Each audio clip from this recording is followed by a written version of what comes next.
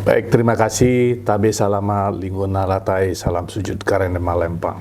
Om Swastiastu. Swastiastu.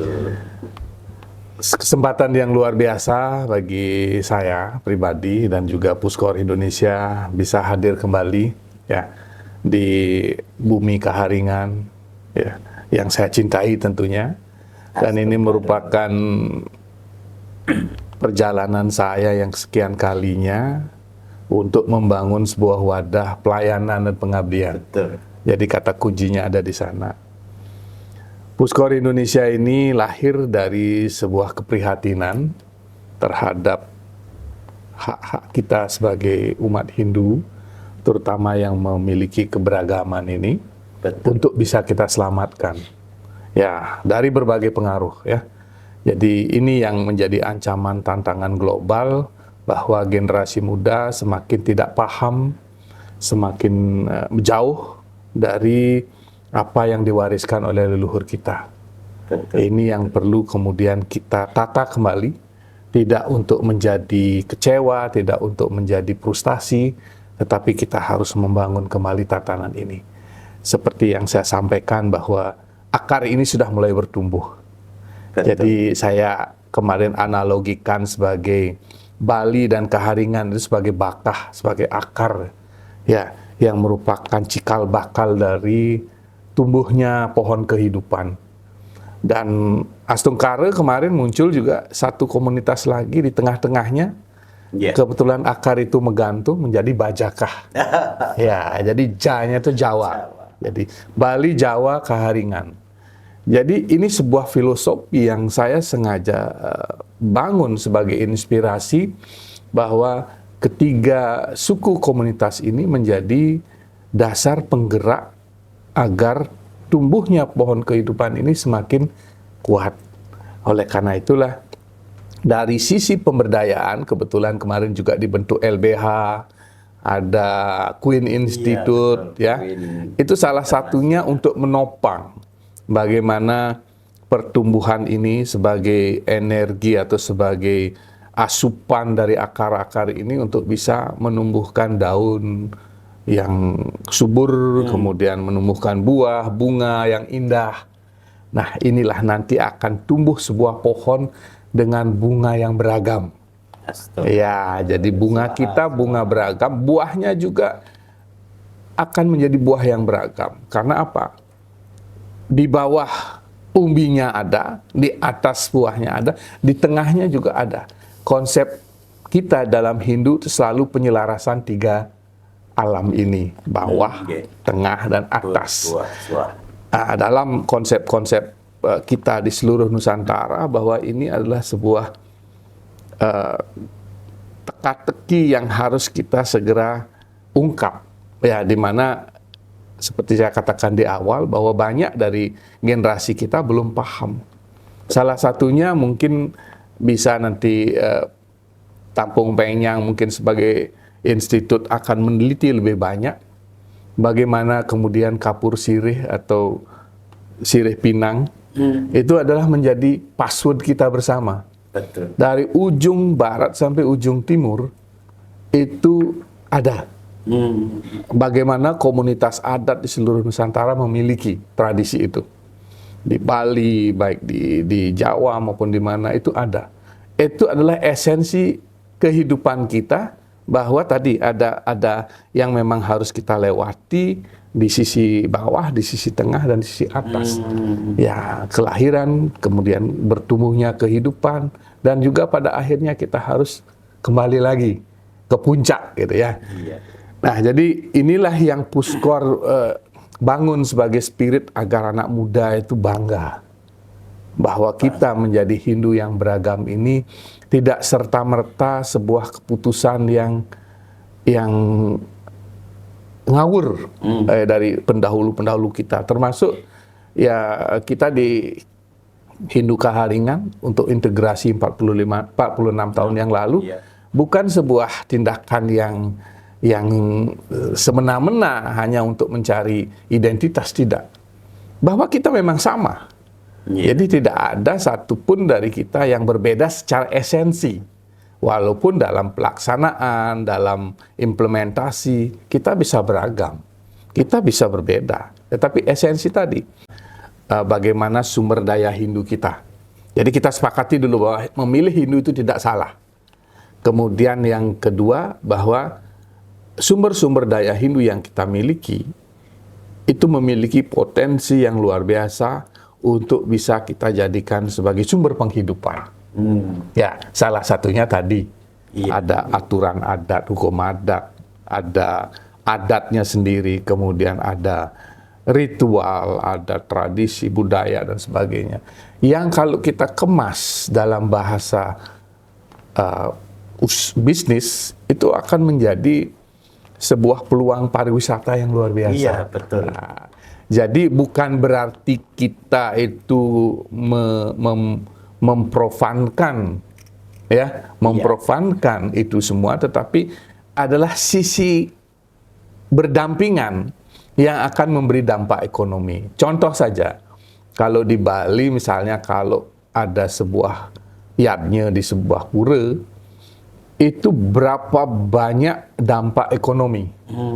Baik secara langsung oleh kramanya, kemudian juga oleh orang-orang justru non-Hindu juga banyak mendapatkan manfaat, termasuk semua stakeholder yang memang kemudian terlibat langsung maupun tidak langsung dalam upacara tersebut. Ya, kalau apalagi kualitas upacaranya besar atau tingkatannya besar, itu dampak ekonominya luar biasa. Selain itu juga akan memberi banyak dampak-dampak spiritual tentunya, karena vibrasi yang kita hasilkan dari yadnya itu akan menjadi penyemangat bagi umat untuk. Nah, di Kaharingan juga begitu. Jadi kita harapkan sekali kehadiran Puskor ini banyak nanti memberikan, selain melakukan gerakan-gerakan kepedulian sosial kemanusiaan sebagai pilar yang selama ini kita utamakan, juga harus mengedepankan bagaimana pemberdayaan sumber daya Hindu, mulai dari manusianya, kemudian dari lembaga-lembaga institusi yang ada, perusahaan-perusahaan, usaha-usaha umat secara ekonomi, kemudian juga bagaimana adat dan tradisi, termasuk situs-situs peninggalan nenek moyang kita, ya, dan tempat suci. Banyak sekali sumber daya Hindu itu. Yang saya maksudkan di sini adalah berbagai potensi sumber daya yang menjadi bagian dari kehidupan umat Hindu di Kaharingan, seperti itu. Oh, luar biasa. Nggak cukup ngobrol 1 jam ya kalau kita membedah program-program Puskor yang selama ini. Memang kita tertarik ya, kemarin waktu kita dengan Pak Ido Bagus sampai menyentuh ke daerah Meratus gitu. Kita paham bahwa kondisi umat kita seperti itu. Jadi yang utama ya memang pemberdayaan ekonomi. Bahkan sudah sempat berjalan dengan dinamika yang mungkin ya belum waktunya untuk berkembang pesat. Tetapi hal-hal ini perlu masyarakat, khususnya umat Hindu Kaharingan dimanapun berada, memahami. Nah, tentunya harapan apa dari Puskor, kita masyarakat di daerah yang sungguh luar biasa. Jadi Dayak itu sebetulnya tadi kenapa disinggung adat dan ritual, apa itu adat dan agama. Nah, tentunya inilah yang dikatakan adat, kan apa, perilaku baik dari leluhur kita, sehingga diyakini turun-temurun, tetapi menyentuh profan tadi bahwa sangat menarik. Kita di Kalimantan Tengah kan masih kadang-kadang tidak boleh itu, nggak boleh di pamerkan. Bahkan di Bali dipilah mana yang spiritual, mana yang sakral, profan, yang sakral. Sehingga nanti kita akan punya ikon-ikon yang juga mungkin bisa belajar dari Bali, bagaimana tiwah itu ada yang boleh, ya, ruang-ruang khusus untuk tamu ingin tahu tentang tiwah. Begitu pula upacara-upacara yang lain. Harapan masyarakat Hindu Kaharingan di daerah tentunya ini sangat terobati ya dari apa yang kita bicarakan. Terus satu harapan Puskor generasi muda kita banyak, Ya. hambatan mungkin saya beri pemantik sedikit bahwa di daerah ring satu perusahaan itu banyak direkrut, tetapi pendidikan mereka kan setamat Ya. SMA, sehingga mohon maaf seolah-olah ya kita masyarakat itu di nomor 2 kan di perusahaan itu kan Ya, yang ya, utama memang betul. harus skill. Ya. Skill yang sesuai dengan Ya. kebutuhan perusahaan. Nah, memang hari ini sebetulnya ada dari Queen University, tetapi mohon maaf tidak bisa berhadir bersama kita karena jadwal penerbangannya siang ini. Ya. Mungkin itu Ya. Mas Bagus, bagaimana harapan Puskor? Baik. Ya, terima kasih. Jadi inilah kenapa kemudian saya menekankan bahwa para relawan Dharma, atau dulu kita sebut sebagai manggantang utus ya. Menggatang utus. Itu sebagai sebuah pematik bahwa untuk menguatkan sumber daya manusia kita perlu orang-orang yang menjadi pelopor, ya, para koordinator, para relawan Dharma kita harapkan akan menjadi penggerak, pelopor, penggerak, dan juga sekaligus sebagai pelaku. Ya, contohnya tadi dalam masalah ekonomi disinggung, bagaimana ke depan teman-teman kita ini mempunyai bekal di diri sendiri, ya, sebagai life skill dan soft skill mungkin yang bisa mereka terapkan agar umat kita yang di pelosok-pelosok yang memang membutuhkan akses untuk melakukan pemberdayaan ini bisa kita jangkau dengan relawan-relawan kita. Tidak perlu dia ke kota, tidak perlu dia harus mendapatkan pendidikan yang formal, selama dia masih bisa misalnya sambil bertani, sambil membantu orang tuanya. Karena tadi kedekatan adat kadang-kadang mengikat mereka untuk tetap tinggal di sana. Dan itu sebuah apresiasi sebenarnya bagi kita, bahwa masih ada orang-orang yang memang masih kuat untuk menjaga itu. Jangan sampai kita lepas semuanya keluar negeri, itu salah. Ya, semuanya harus bekerja ke kota, itu salah.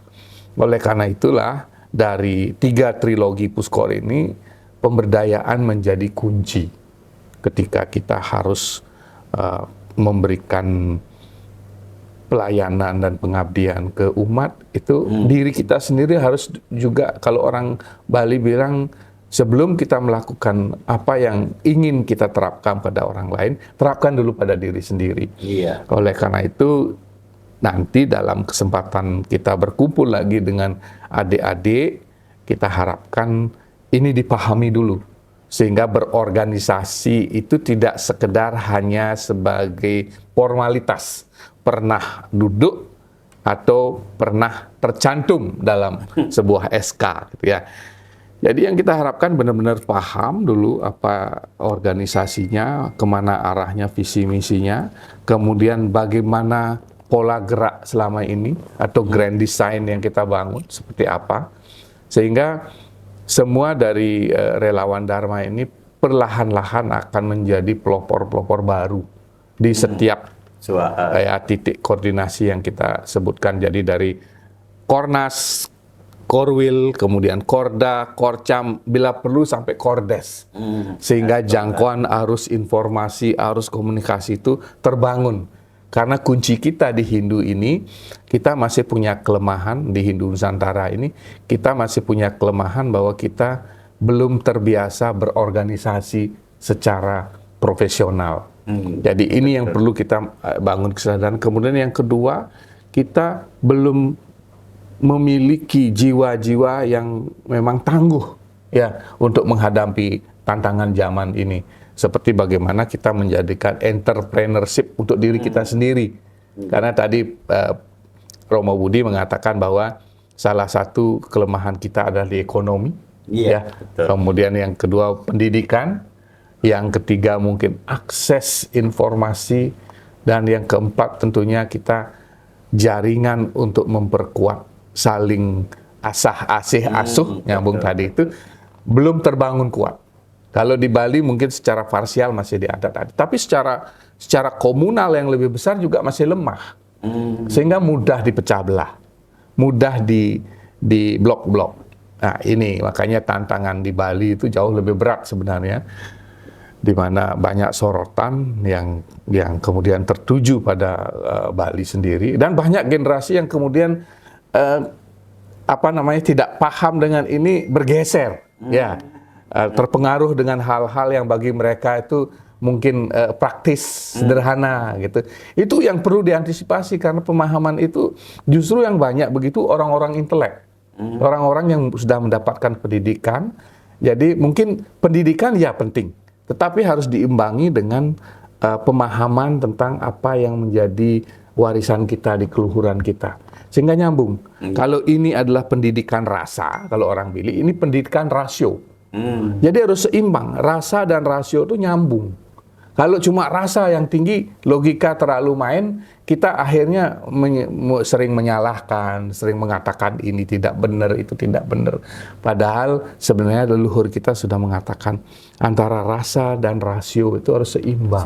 Nah, ini yang perlu nanti ke depan kita sama-sama bangun penguatan ini, sehingga generasi kita tidak ada yang generasi mbalelo. Kalau orang Jawa bilang kan, balelo atau mungkin mengabaikan apa yang menjadi, apalagi sekarang generasi muda itu banyak terpengaruh oleh media, oleh buku-buku yang kadang-kadang tidak memiliki esensi, karena orang mengarang buku dalam 1 jam sudah bisa sekarang dengan ChatGPT, dengan kemudian dengan AI, mereka bisa membuat, tetapi kan itu adalah bahasa mesin.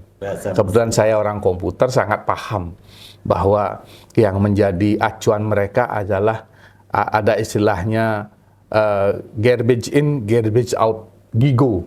Ya, sampah masuk, sampah yang keluar.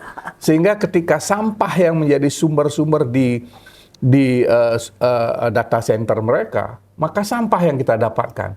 Sehingga perlu benar-benar bagaimana analisa dan sebagainya. Ya, itu yang kita nanti Hindu harus menjadi, Hindu Nusantara ini harus menjadi kuat dan menjadi pelopor dalam menjaga nilai rasa dan membangun rasional yang bagus. Jadi seperti itu, Romo, harapan saya. Jadi saya berikan kesimpulan dari apa yang saya sampaikan tadi, bahwa kita memiliki yang namanya sadkriya utama. Ya, jadi 6 tindakan yang bisa kemudian kita implementasikan ke seluruh relawan Dharma, bahkan ke umat. Yang pertama adalah bagaimana kita memiliki kemampuan membangun jaringan yang lebih luas. Ya, jaringan yang lebih luas. Kemudian yang kedua, mampu mengalokasikan atau mempetakan sumber daya Hindu kita. Itu yang kedua. Kemudian yang ketiga, bagaimana kita mampu menjadi penggerak ekonomi Dharma. Penggerak ekonomi. Ya.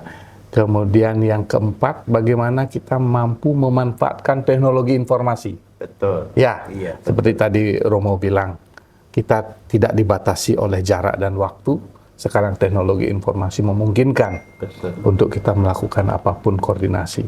Kemudian yang kelima, kita mampu menjadi pelopor pergerakan dermawan Dharma. Mulai belajar mempunyai. Bagaimanapun kita harus didik anak-anak dari kecil. Kalau saya tuh, anak saya mulai SD itu mengumpulin receh-receh tiap bulan, untuk 10.000 dia tidak susah. Jadi bahkan setahun sekali kita pungut 120.000, karena di Puskor ada program Ketipat Puri. Paket punya kelipatan 10.000. Kelipatan. Jadi paket punya kelipatan 10.000. Jadi kemampuan anak-anak SD itu mungkin dari kecil hanya 10.000 dia bisa per bulan. Kita tidak paksakan. Bukan berarti kita mau set, tapi memberikan kesadaran mempunyai dari kecil. Menguatkan. Kalau ini terjadi, ampura Pak Romo sama Pak Prof, kalau terjadi tiap bulan bisa kita 1 juta paket punya, itu terjadi 10 M tiap bulan.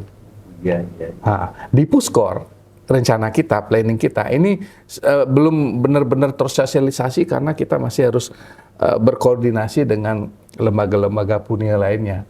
Jadi kalau 5 pos itu kita bisa bangun, pertama adalah dana abadi, 1/5-nya, 20%. Kemudian 20% adalah sosial kemanusiaan, 20% adalah pendidikan dan beasiswa, 20% adalah pergerakan ekonomi. Iya, iya. Nah, yang 20% adalah operasional para relawan Dharma.